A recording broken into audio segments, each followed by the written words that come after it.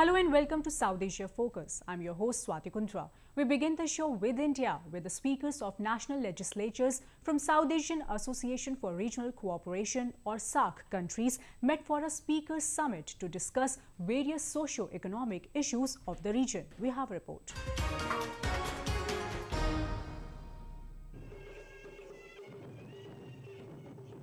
Parliamentary speakers from 6 South Asian countries were welcomed by incumbent Speaker of the lower house of Indian Parliament, Sumitra Mahajan, for a 3-day speakers summit in Indore city. Previously in 2016, the summit met for the first time in Dhaka, Bangladesh. In its second edition in India, the speakers of all the SAARC countries barring Pakistan, which conspicuously abstained from the meet, and Myanmar, contemplated over several issues ranging from poverty, development, environment and gender concerns. We'll have to keep in our mind that we have a shared destiny also. We must work in tandem to achieve the goals for peace, prosperity of our people. Friends, the Sustainable Development Goals, or SDG as we call it, have set global priorities for progress of humanity. The SDGs emphasis on achieve a balance between 3 pillars: economic growth, social development, and environmental protection. President of the Inter-Parliamentary Union, Sabir Hossain Chaudhry, said a tremendous improvement has been seen in the region ever since all these nations came together to cooperate and resolve the issues plaguing the region. Lots of challenges that we face that cross borders. So, climate change, disasters do not respect national boundaries or borders. So if you're looking at employment opportunities for young people, these are all issues of equal importance for everyone. The health of women, child and adolescents, this is also an important issue. So I think we are trying to identify those issues and see whether through parliamentary cooperation we can add value to what the governments are doing. On the concluding day of the meet, leaders at the summit signed a declaration to implement sustainable development goals in the region. The declaration talks about parliamentary cooperation, it talks about having shared experiences, what we can learn from each other. It also talks about setting up of joint parliamentary groups, something that I referred to yesterday. And I think what this will do is it will provide a mechanism for this forum to have an institutional shape. Yes, it's very good when the speakers meet, but the speakers cannot meet all the time. And some of the issues require very close, very in-depth study and consideration. The South Asian region, which has more than 20% of the world's population, has been taking various initiatives and measures over the years to attain the goals of sustainable development and prosperity. South Asian countries have many challenges which are similar in nature.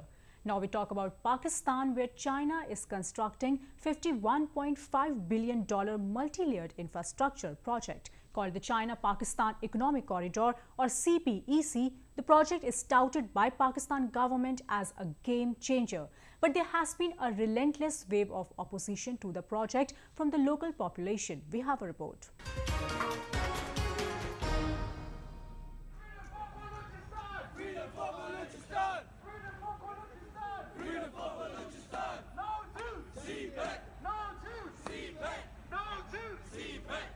The protests against multi-billion-dollar China-Pakistan Economic Corridor (CPEC) are mounting.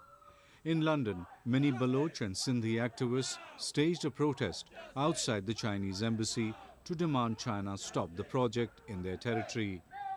The protest, organized by the World Baloch Organization, was supported by World Sindhi Congress. People across Pakistan, Gilgit-Baltistan and Pakistan-occupied Kashmir are raising concerns over the project that aims to connect Kashgar in China's western province of Xinjiang with the port of Gwadar in the Pakistani province of Balochistan. The road and rail network under the project traverses through Gilgit-Baltistan, Khyber Pakhtunkhwa, Punjab, Sindh before terminating in Balochistan. Some of the key projects of the CPEC are being undertaken in Balochistan. Chief among them is the development of the Gwadar port. However, as China accelerates work on the port project and other aspects of the CPEC, opposition among the local people against them is mounting. Baloch nationalist groups in the province, who have for years been demanding independence and have frequently clashed with the Pakistani army and establishment, have also opposed the project. People in the resource-rich province strongly believe that the CPEC will only result in the economic exploitation of Balochistan, with people being reduced to a minority in their own land. To speak more on this, we are now joined by Sheikh Muhammad Bukti, spokesperson of Baloch Republican Party. Mr. Bukti, why the people in Balochistan are opposing the China-Pakistan economic corridor? सबसे पहले ये कहूँ तो ये तो एक threat है पूरी रीजन के लिए, फिर बलोच कौम के लिए, क्योंकि पाकिस्तान जो चाइना के साथ मिल के इस चीज़ को आगे ले जा रहा है, वो सिर्फ इसी हिसाब से इसको कंटिन्यू करना चाहता है कि बलोच कौम माइनस बलोच और बलोच की सरजमीन, साहिल, वसाइल उसको हत्याया जाए, बलोच को ख़त्म किया जाए, सफ़ाए हस्ती से मिटाया जाए, उनके जो वसाइल हैं, साहिल हैं, उन पे कब्ज़ा किया जाए और इसको अमली जामा पहनाने के लिए वहाँ जितनी आबादी है उसको तहस नहस किया जा रहा है। इस तबाही के नतीजे में पूरे रीजन में अमन और पीस तबाह व बर्बाद हो चुका है। तो वो उस तरह उनके अमल यही हैं, यही इसको आगे ले जाना चाह रहे हैं कि इनको ख़त्म कर दें और अपने जो उनके मकासद हैं उनको आसानी से पूरे करें। Why there is a sudden rise in human rights violations in Balochistan, especially the launch of an operation by Pakistani army against the Baloch? पूरे बलूचिस्तान में एक खूनी ऑपरेशन शुरू किया गया। जेट तैयारों से कारपेट बम्बारमेंट अभी तक जारी है। जब मैं अभी आपसे मुखातिब हूँ तो भी यही इतला थे कि डेरा बुगटी में हेलीकॉप्टर्स और जेट तैयारे वहाँ बम्बारमेंट कर रहे हैं और इसको लेके पूरे बलूचिस्तान में इस तरह के हालात हैं। लोगों को एक ही कब्र में डाला जा रहा है, उनके चेहरे केमिकल से मसख किए जा रहे हैं ताकि उनके प्यारे उनको पहचान ना सकें, उनके बच्चे और औरतों को उठाया जा रहा है। बिल्कुल इसी तरीके का एक वो दोहराया जा रहा है जिस तरह 71 में बांग्लादेश की औरतों के साथ उन्होंने जो इज्तिमाई ज़्यादतियाँ की थी, इसी तरह बलूचिस्तान में भी उस अमल को दोहराया जा रहा है। Thank you, Mr. Bukti, for sharing that latest information on Balochistan. Moving on, the Afghan war is the longest in U.S. history, as the U.S. Defense Secretary James Mattis is compiling an assessment for President Donald Trump to weigh in on Afghanistan. A growing number of NATO military advisors head back to the field to train Afghan soldiers. We have a report.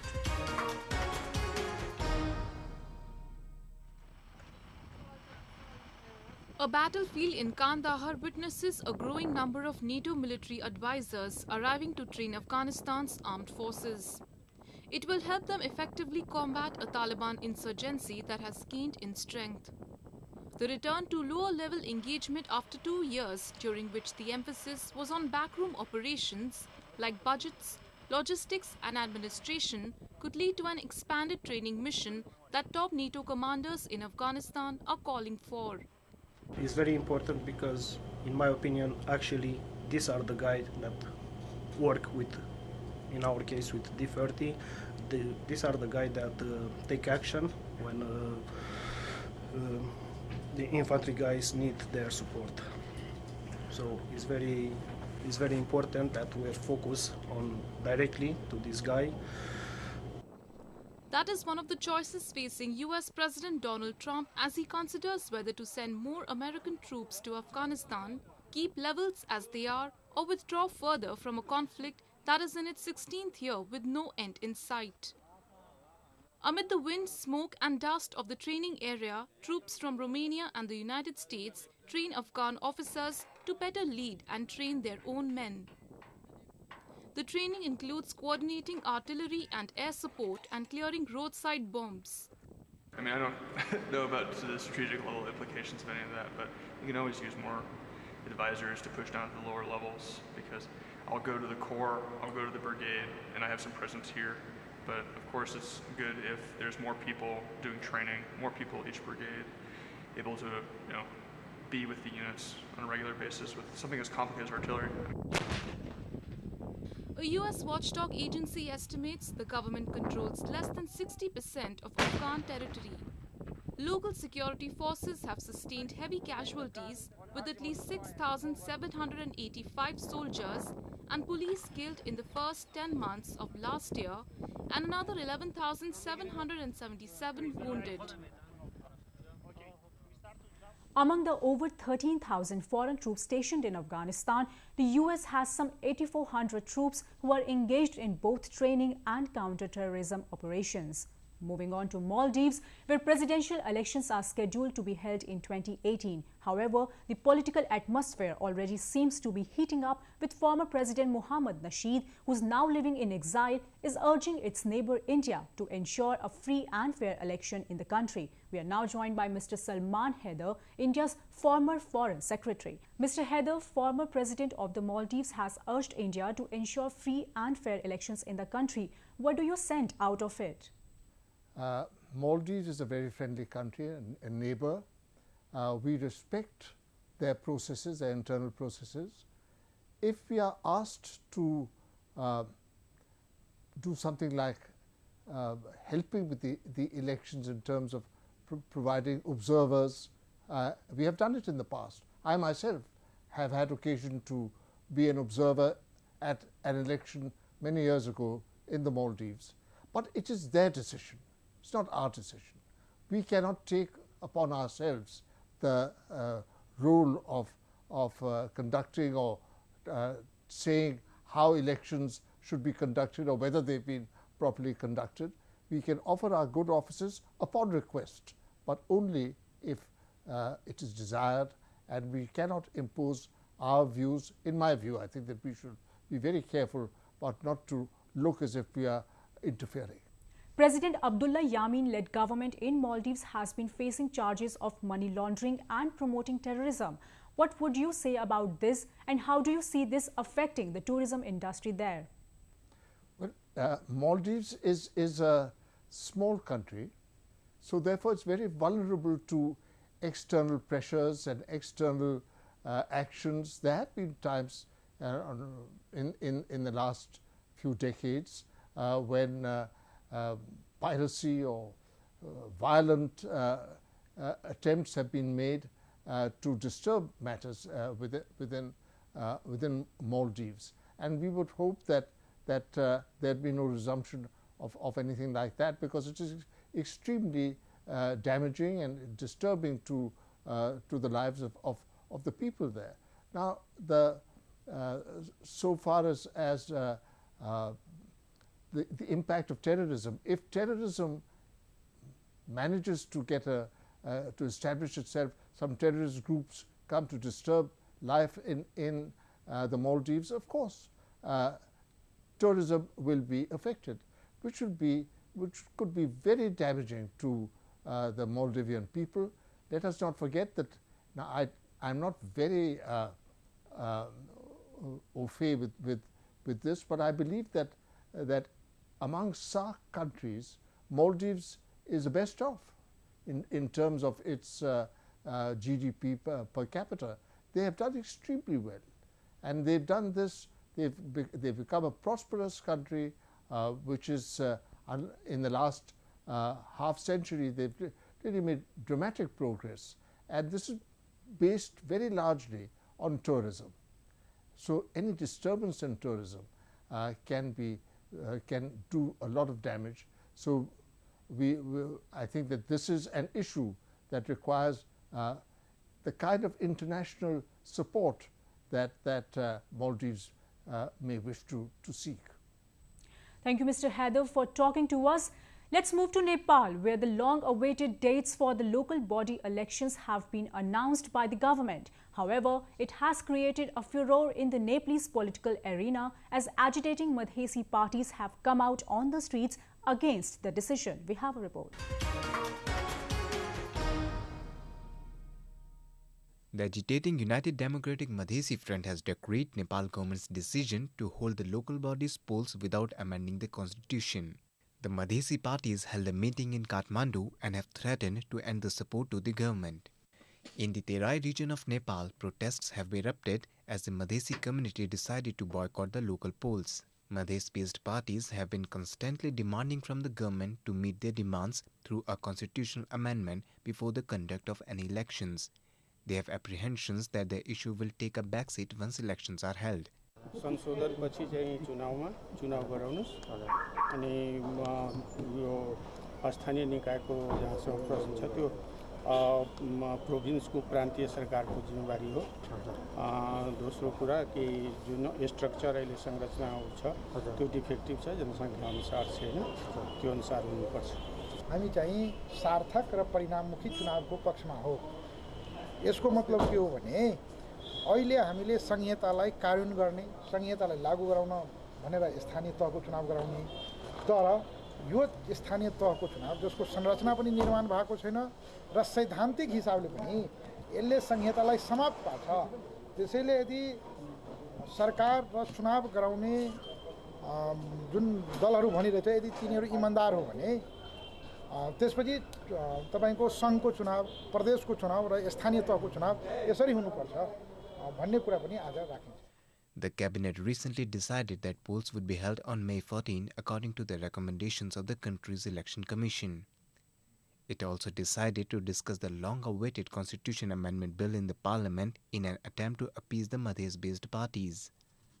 According to constitutional obligations, Nepal has to hold elections to local bodies and for the provincial and central assemblies by February 2018. The last local elections were held in May 1997. The situation seems to be really grim in the Himalayan nation. We are now joined by Madhav Kumar, former Prime Minister of Nepal, who is currently the leader of opposition. Mr. Madhav, you belong to the Terai region of Nepal. Do you believe the opposition of local polls by Madhesi parties is justified? It is not correct. I belong to Madhes Terai. I am the son of the soil of Madhes Terai. It is not a matter of concern for the people that whether there is need for amendment or not, because the constitution has given much to the people of Nepal, all communities of the people of Nepal, and the Madhesi people have got all the rights.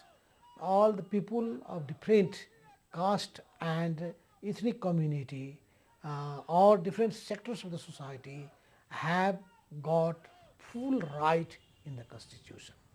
That's why the constitution is not discriminatory. Anyone blames that is biased one, is just distorting the reality, the facts. The fact is that the constitution is a democratic one. It has given all the powers, empowered all sections of the society, and whatever the demands there was has been made by the constitution, has been adopted by the constitution. Don't you believe it's a challenge for the Prachanda-led government to hold elections in the country? We don't care about our participation in the government. What we care is that a government in place should be responsible enough to perform their responsibility, to perform their own responsibility, task. That is to hold the election in time. If anyone, any Prime Minister, any government is not capable of doing the things, it means holding the election, announcing the election, then they will be incompetent and they should not remain in office. Now to India, where the preparations for Holi, the festival of colours, is at full swing. Today we take you to Kullu in Himachal Pradesh, where the people celebrate the festival for 40 days. Take a look.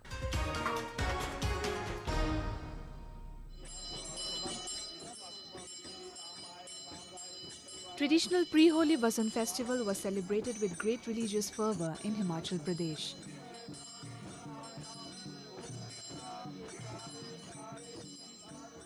The Festival of Colours is a grand event in the hilly town starts with the celebration lasting for 40 days.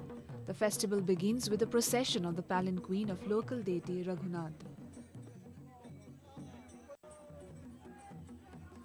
The procession is led by the royal family, whose head is considered the first devotee of Lord Raghunath, from a local temple to the nearby ground.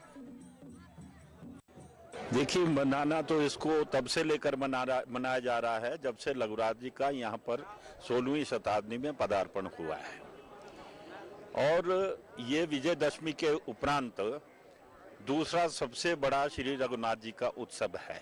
जब भरत जी ने रघुनाथ जी के चरण छुए, उसके बाद जो मिलाप हुआ, उसको भी आज के दिन दृश्य दिखाया जाता है। एक पुजारी भरत के रूप में चलता है, दूसरा राम के रूप में उनके साथ मिलन करता है। हनुमान जी भी होते हैं और साथ में गुरु वशिष्ठ के रूप में मंत होता है। तो ये उस चीज को दर्शाता है कि जो भरत मिलाप हुआ था और जिस दिन रघुनाथ जी नंदी गांव में रुके थे, उसी दिन बसंत था। इसको बसंत उत्सव भी कहते हैं।